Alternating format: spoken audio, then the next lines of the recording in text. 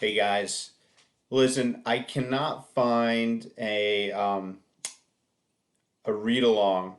If you click on this hyperdoc, remember I had said that I had the two reading passages for these nonfiction, or I'm sorry, these fiction stories on the bottom.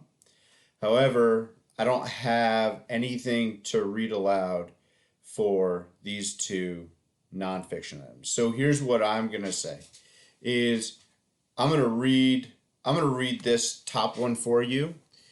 If you decide that you don't want to do Tommy the Robot Nurse, that's fine. But I'm gonna do a read aloud for this one. Okay. So if you want to do this one and take advantage of the read aloud I'm gonna do for you, that's great. If you decide you want to do the other one, that's great too. I'm just gonna leave it up to you. Okay. So like I said, if you click on the picture, the little article will pop up.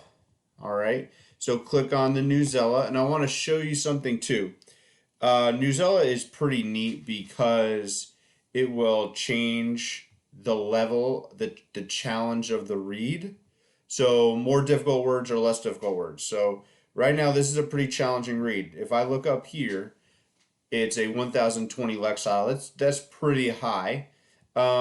If you drop it down, it's going to be the same article, same content, but I'm going to tell you to drop it down to 560. Okay, and what that does is that actually just changes the words around. It's going to give you the same information, but it's just going to use some different vocabulary words. Okay, all right. So follow along as I read this to you. You can just follow along right on this video. Tommy the Robot Nurse helps Italian doctors care for corona patients. Sometimes doctors and nurses need help. At one hospital in Italy, they're getting help from Tommy, a robot nurse. Tommy is one of 6 robots helping doctors and nurses in Italy. They take care of coronavirus patients. The coronavirus is an illness like the flu. It began in China. It has been spreading around the world since December 2019.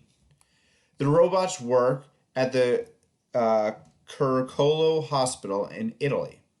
There have been many cases of the coronavirus nearby. Child size with large eyes. The robots are the size of a child. They have large eyes that blink.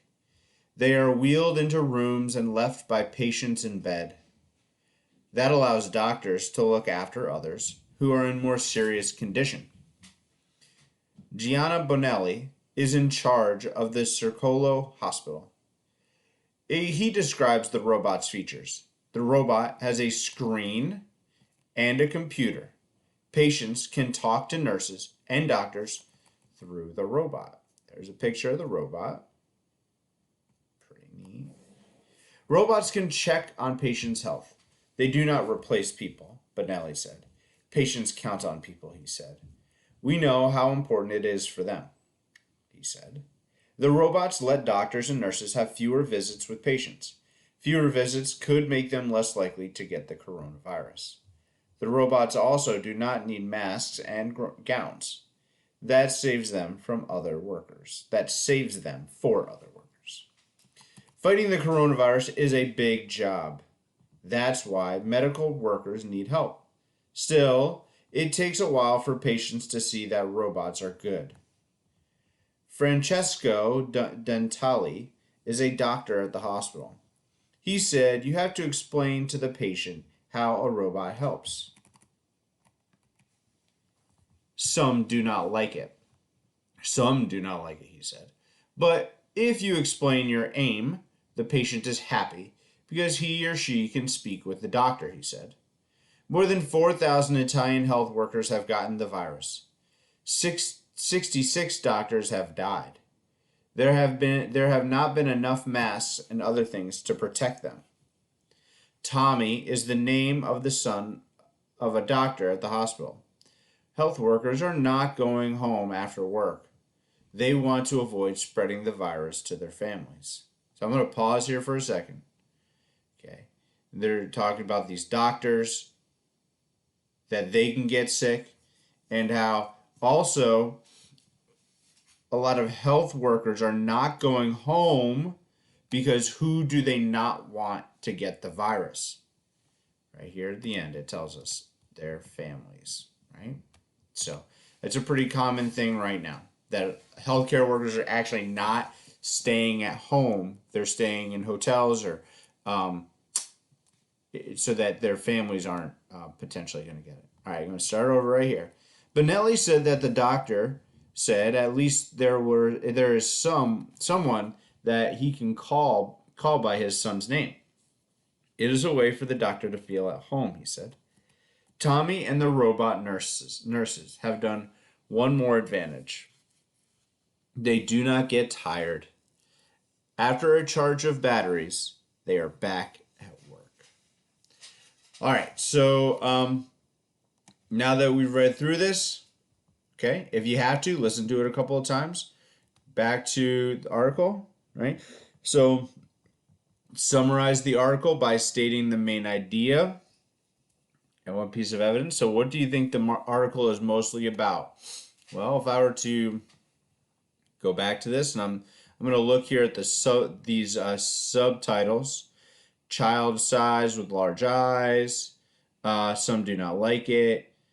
Well, I'm going to say it's probably, there's the robot there, probably about a robot that was designed to help people in the hospital and help healthcare workers not spread the coronavirus. Okay, so that would be a main idea I would write down. And in addition to that, you could pick all sorts of evidence from here, right? Let's see, describing the features. Right, okay. Yeah, this here, fighting coronavirus is a big job. That's why medical workers need help. Do we think the robot is helping medical workers? Yeah, definitely. Robots do not need masks and gowns. They save them for the workers. Okay, so those are a couple of pieces of evidence you can write down as that answer. Okay, guys, let me know if you have any questions.